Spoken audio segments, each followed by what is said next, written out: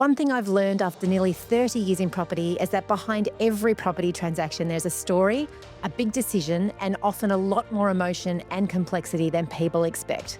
This podcast is all about giving you access to the people, insights, and strategies behind smart property decisions so you can make better moves, whether you're buying your first home, investing, selling, downsizing, or planning your next step. I'm Mel Dennis from Domain & Co, and this is the Melbourne Property Brief.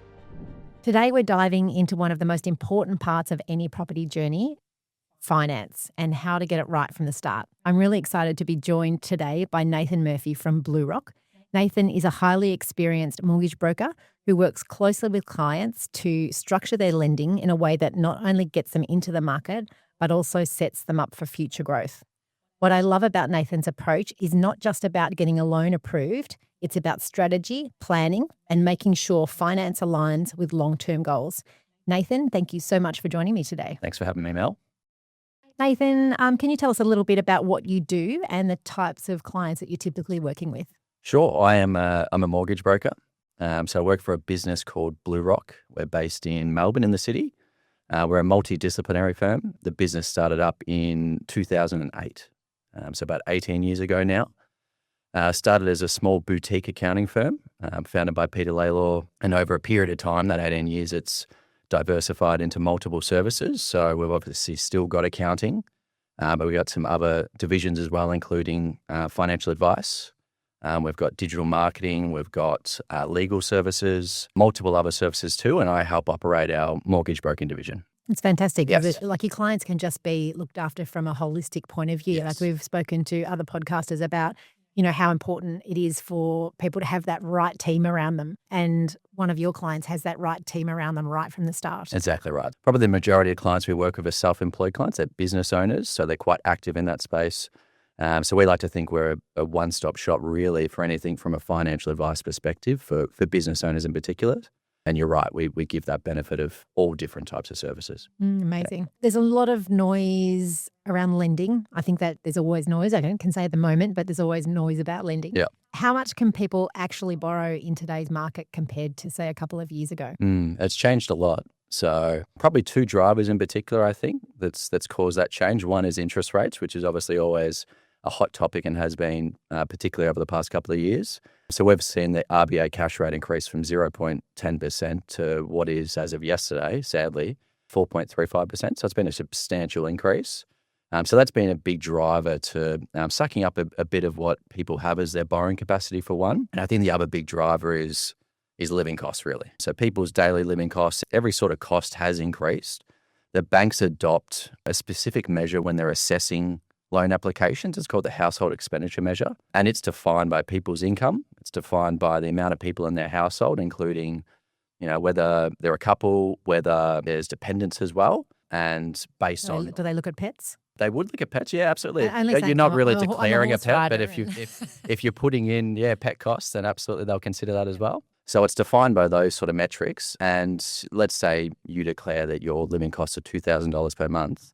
The bank's household expenditure measure might be $5,500, might be $6,000 as an example. They'll take the household expenditure measure. So because of that, we've seen borrowing capacity restricted even further.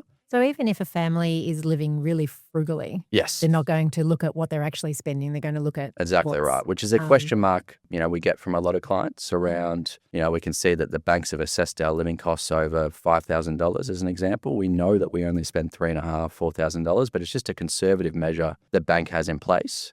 And I think there's a little bit of that conservative measure is because of future-proofing them as well and making sure that gives them a buffer, doesn't it? Yeah, in the next year or two, if living costs continue to increase, they've catered for that. So because of those two specific measures, I would think that borrowing capacity has certainly reduced. We're seeing people that come to us and say, we've been pre-approved 18 months ago for $1 million, and now you're telling me I can only borrow $800,000. And that's just the reality of what's happened with the economy. Absolutely. So what are some of the biggest mistakes you see buyers making when it comes to finance? Good question. I think probably impulse buying and not being prepared is probably the big thing we see. And maybe when they're getting that finance approved 6 or 12 months ago and thinking it's the same. Could be that as well. Yeah, so they've gone through the process previously and it's been a bit of time. They don't have an active pre-approval in place. So I think that's probably the biggest issue we see where we see probably stressed clients come to us and say, hey, I've gone to the bank directly. I've already bought. I've got a contract to sell, and I'm not prepared. And the bank's actually said no to me. What do I do? So I think just that lack of preparation is probably the biggest mistake we see with buyers. What's a case that you've seen where someone's done something too late in the process? I think exactly that. I think we've seen clients that have come to us with 3 days left on their finance clause or past their finance clause and it's unconditional. And I think most of the time, depending on the client, but with clients that earn decent income where they know in their personal world they can afford it, you can generally place them somewhere. But in those instances, we've seen clients that have wanted to go to a major bank as an example and it's too late and they haven't been able to obtain an approval there. And we've had to go to, a third tier lender or a non-conforming lender and it's more costly. So there can be certainly an impact there from that. Yeah, and they're just sort of laying on, we should be right. Yeah, we should be right. We've gone through that process previously or we know we can afford it. Yeah. But that's not the bank's process. The banks do things differently. Just to give you some understanding around interest rates, we spoke of before how they've increased and that's reduced people's borrowing capacity. The bank will actually adopt a 3% buffer on all interest rates as well. So that's one thing people don't account for. They look at an interest rate at the moment of 6%. I think, you know what, I've looked at a loan of $500,000 on a 6% rate, P&L repayments, I can afford that. That's absolutely fine. But the bank's not assessing off that. They're assessing off an 8% interest rate. They apply a 3% buffer. So there's conservative measures that people need to account for as well. Absolutely. We hear the word pre-approval all the time. Tell us a little bit about what that actually means and how buyers can rely on it. Sure. I think a pre-approval is great. I think it's pretty critical if you're looking to go through that property purchase journey. What a pre-approval does is it's essentially applying for a bank loan, similar to what you would do if you actually had a property. The bank is running their credit reports. They're looking at your income streams, they're looking at your liabilities, they're looking at your living costs, and they're assessing off that full picture. So they're giving you the confidence based on everything other than the property that you're looking to buy that you're approved. So I think that's really critical. If you're looking at buying a property, you should go through that process, and it just gives you the confidence to look at the market. There still is due diligence the bank needs to do over the property itself. So if we have you pre-approved and you come to me, Mel, and you say, hey, I've bought something, but maybe it's a really small apartment, maybe it's a rural location, something that doesn't quite fit that bank policy, that could cause issues. But they've done the due diligence on everything else. And it's probably a conversation with the bank itself or your mortgage broker around what is a suitable property that I can actually purchase as well. So we've got, properties in Melbourne and all over Australia that are auctioned that you can't, say, subject to finance. Yes. Like we find that most people who have got subject to finance from a private buying perspective already has the pre-approval. It's just going through that process that you just spoke about. Yep. What's the risk involved for people bidding at auction? Well, they obviously haven't had the opportunity for the bank to look at the property. That's the main element. They can still go and get pre-approved. And that's, especially an auction, I would think that's far more critical. If you're buying privately, yes, you have the finance clause. So you still have that little bit of time if you're not pre-approved. A little bit of safety net. It just gives you a safety net. That's right. But if you're looking at an auction, definitely have the pre-approval there to give you that comfort. They've done everything but look at that property. But yes, you are still at somewhat of a risk, I guess, with the property itself. But that's when you would lean on advisors. You'd lean on someone like yourself, like a property advocate, someone experienced that understands the property and can give you the confidence and advice that this is probably where you want to cap out at. This is the price that you want to get to at a maximum. I always find it amazing someone being at auction, generally a young person that's had advice from someone who doesn't know. And they're trying to put finance clauses in on the auction day. I was like, no, that's not going to happen. It does not work. That's not going to work. So for people thinking beyond just one purchase, yes, and often they're not for their first purchase, but, should they be thinking about how important it is to structure lending right from the start? Yes. I think that's from a first home buyer to a seasoned investor, right? So a first home buyer, yes, you could be purchasing your first property to live in. So when you think of debt structuring options, it's generally pretty vanilla. It's pretty standard. But maybe that property in time is going to become investment as well. So I still think it's critical for a first home buyer too. But yes, debt structuring in regards to whether it's a variable loan rate or whether it's a fixed loan rate is a really critical piece. Whether it's principal and interest repayments or interest-only repayments is another piece as well. And is that all, that advice that you give is individual advice? Like it's not something you can say right now because of what they're talking about, the interest rate rises, we're fixing everything. It should be individual. It should be based off every situation. Rates change daily. So we have a client yesterday that we've looked at we would go through the same process for the client that we look at today. Absolutely. And on top of that, I think the ownership structure is another thing as well that needs to really be considered, whether it's for a property that you're going to live in or a property that's going to be an investment. The ownership structure is another thing that you really need to make sure that you've done your due diligence and you get right from the get-go. There's certain elements that a mortgage broker can't say, this is how it should be. That's financial advice, but that's when you would lean on an accountant or probably more so a financial advisor. And that's come out in a lot of the podcasts that we've been doing, is how important it is to have that, fantastic team around you to give you the right advice for the right advice. Absolutely. There's no point getting financial advice from your mortgage broker, as you just said, or no point myself as a buyer's or vendor's advocate talking to you about tax savings or, that sort of thing. There's individuals for each part of your journey. I think there's definitely 3 or 4 advisors that people should always have available, and leveraging those whenever you can, especially when it comes to a property purchase. So interest rates are always in the headlines. We've touched on them. How should buyers actually be thinking about fixed versus variable right now? They should always both be considered. So like I said, they can change daily. So we saw, obviously, the RBA increased its cash rate yesterday. So that will apply to the variable rates on offer and some fixed rates as well. But we actually haven't seen as of yet. We got an email from every single bank in the morning that said our variable rates have gone up by 0.25%, but we didn't get anything around fixed rates. So now there's a comparison around, well, fixed rates, maybe at present, they actually are more appetizing than a variable rate. Whereas if you asked me a week ago, that might not have been the case. And that might not be the case tomorrow. It might not be the case tomorrow. So, but it's always a conversation that needs to be had. It needs to be clear on what is available, what's accessible for the client, and considering probably the next 6 to 12 months. And we, don't have a concrete understanding of where the economy is going, but we should have based on economists, based on people within the industry, should have a reasonable understanding of what's to be expected over the next 6 months, 6 to 12 months, I'd say, and basing the interest rate off that. Do you approach lending differently depending on whether someone is a first home buyer, upgrader, or investor? In some ways, yes. I think the structure should be the same. So I think whether you're a first home buyer, whether you're upgrading your home, whether you're a seasoned investor, all will get great benefit out of the conversation around borrowing capacity, the conversation around debt structure, around what banks are most suitable.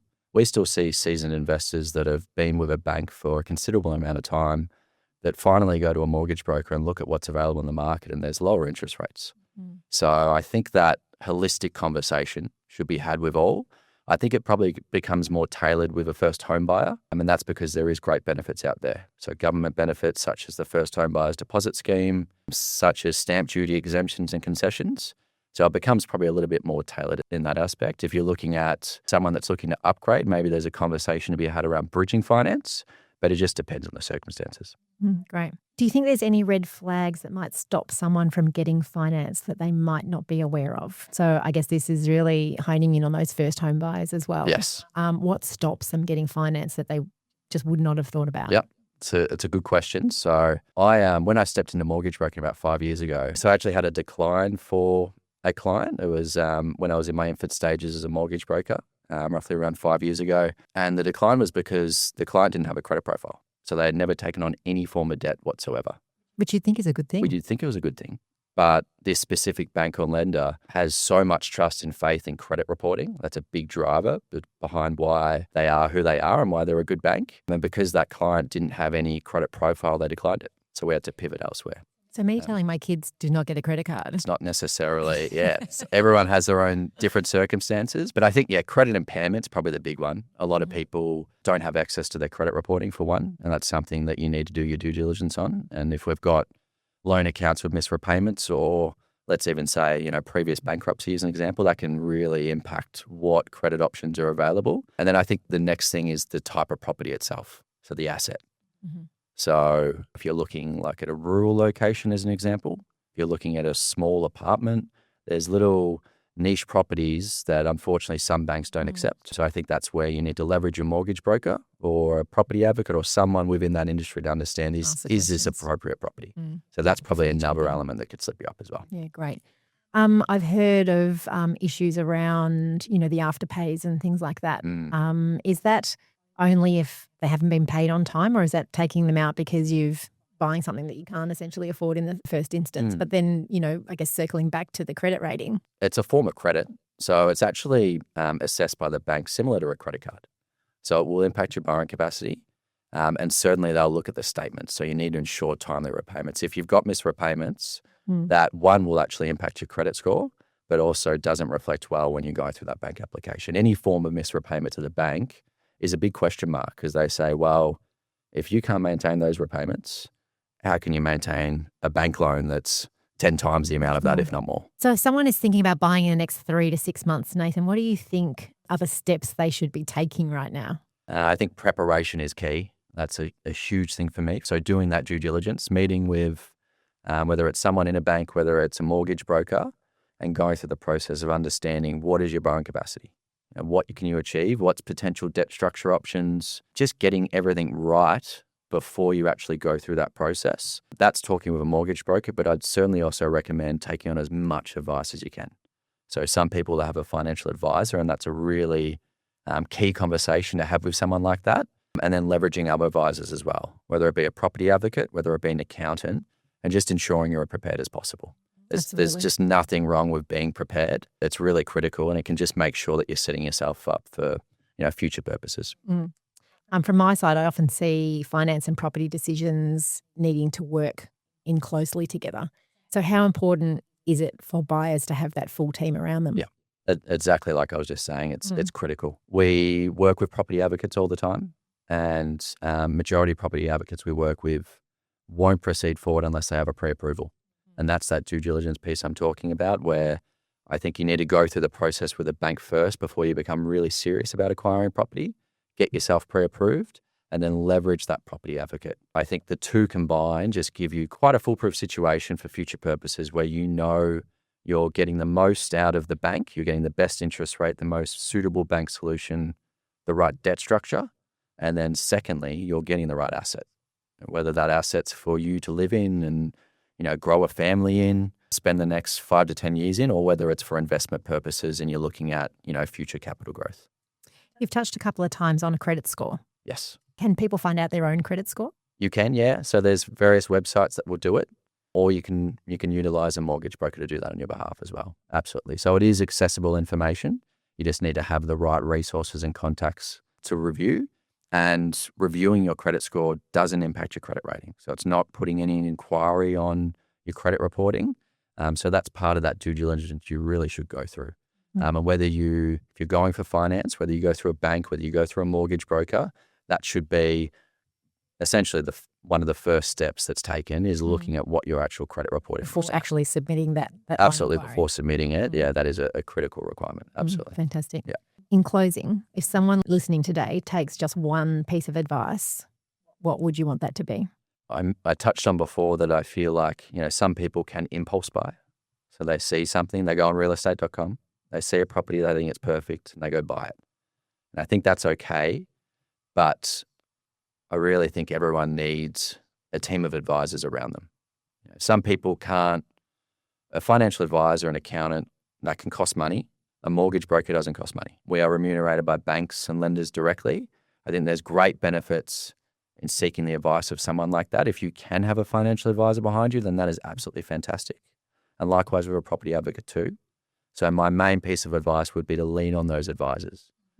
Do your due diligence up front. Be prepared for your next purchase or your next upgrade, whatever your intention is, and just make sure you're in a situation where you're prepared. Nathan, thank you so much for joining us on our very first podcast. It was incredibly valuable to hear your tips and tricks. So if anyone is listening and would like to connect with Nathan from Blue Rock, we'll include his details in the show notes. If you're thinking about buying or selling or just want clarity around your next move, feel free to reach out. Myself and the team at Domain & Co are always happy to have a chat. Thanks for tuning into the Melbourne Property Podcast. And don't forget to subscribe so you don't miss the next episode. Thanks for having me, Mel. Thank you. Thank you.